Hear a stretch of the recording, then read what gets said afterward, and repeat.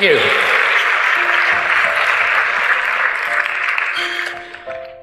Well, as you've heard, I was the official documenting photographer for the Shroud of Turin Research Project.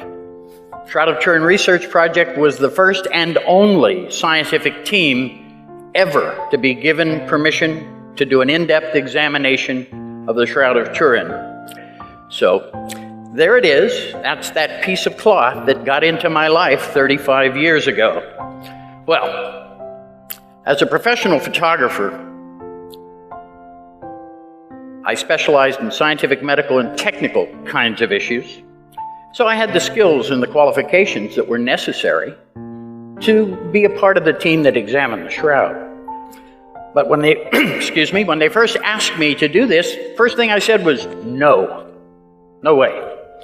And why did I refuse? Well, the answer is simple. I was very uncomfortable with the subject matter because I was born and raised in an Orthodox Jewish home. Now, I want to be clear about that.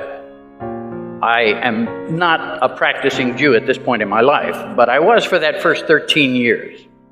Both my parents immigrated to America from Poland, and when they were little kids, just before World War II.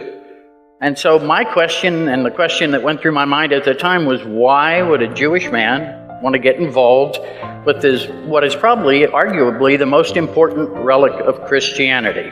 At that moment in my life, I couldn't see any benefit to being involved. Well, not only that, I was a total skeptic and figured that the shroud was probably some form of a painting, which was the conventional wisdom in 1978. I fully expected to get to Turin, take a quick look, see the paint and the brushstrokes, and go home. I even stupidly said that publicly somewhere. And of course, for the last 35 years, I've been living to regret those words. Anyway, in the end, I viewed this whole thing, this was going to be a free trip to Italy. That's what I thought. In the end, of course, I did join the team because the image on the shroud has some fascinating properties that piqued my scientific curiosity. But I still tried to quit twice again. And in fact, as our team grew, a few men from the Jet Propulsion Labs became members of our team. One of them was a man named Don Lind, may rest in peace.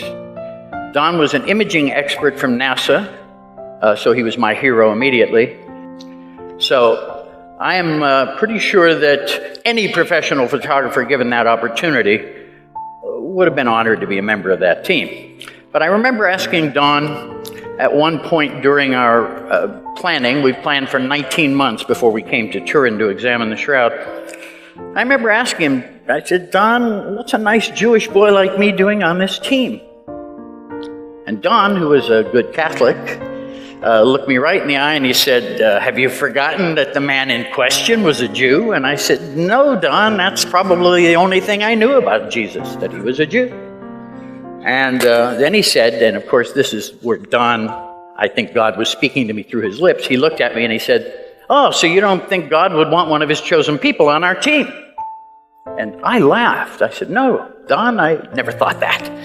And so then Don gave me what perhaps may be the best advice I've ever been given. He said, Barry, go to Turin, do the best job you can do. God doesn't tell us in advance what the plan is, but one day you'll know. You know, and on those words, I stayed on that team. Don was right, and I've never regretted taking advice and staying on that team. Now, the tests we performed went on over the years that we did it and then evaluated it, went on to ultimately prove that the shroud was not a painting, not a scorch, or not a photograph. These were the kind of conventional wisdom things that people had, and so all the tests that we planned basically were to test for those kinds of things. At the end of our team, at the end of our 3 years, we published our work in peer-reviewed scientific journals, but ideally, we went there to answer the question, how is the image formed? That was our primary purpose. And in the end, however, we could not determine an image formation mechanism that could make an image with the properties on the Shroud of Turin. Our collective work still forms the primary database of literature that exists in the peer-reviewed science that points to the authenticity of the Shroud of Turin. However, even with all that, it still took another 18 years before I was convinced. But in 1995, after years of actually resistance on my part, world-renowned blood expert Dr. Alan Adler, who was truly maybe the foremost blood expert in the world, and also Jewish, I might add, was on the phone with me, and he answered the final question that had kept me from accepting the shroud as authentic. I was on the phone with him. I wasn't convinced the shroud was real because the blood on the shroud is still red. And old blood is supposed to turn black or brown, sometimes just within a matter of hours. And that really stopped me. Al then looked at me over the phone. He didn't look at me, but he spoke to me and he said, Barry, he said, I'd found this large amount of bilirubin in the blood. Now, somebody who's been tortured, like Jesus was, beaten the night before in the Garden of Gethsemane, then the next day scourged and ultimately capped with a capper crown of thorns, ultimately crucified and speared. People who have been tortured that way usually go into shock. The liver floods the bloodstream with bilirubin, and Al told me that blood of that nature stays red forever. Suddenly and unexpectedly, I realized that the last bit of evidence had come in, and I had no choice but to accept that the shroud was authentic. So I was left with only one conclusion, that this cloth could only be the authentic burial shroud of the historic Jesus.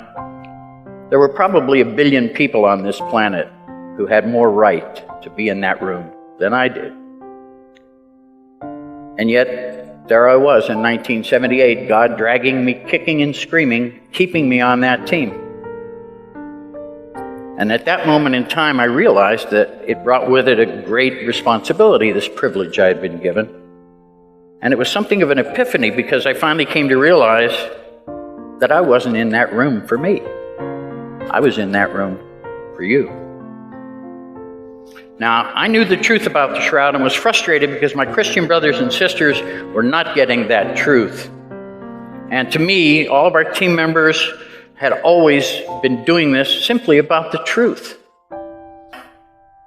I truly believe that only God would think to choose a Jewish man who had no emotional attachment to Jesus, who was a total skeptic, and with a pretty negative attitude, I might add, and put him on that team. Now, ironically, I'd learned as a child that the Jews were a chosen people. I've heard that since I was a little kid. I never felt very chosen. But now I do. Because of the shroud, for the first time in my life, I get it. And yet, all God asked me to do, and it was very simple, tell the truth, Barry. Isn't it funny how God always seems to pick a Jew to be the messenger? I'm the messenger. So with that thought, all I can say, how many Jews can claim that it was the Shroud of Turin that brought them back to their faith in God? I can. Thank you.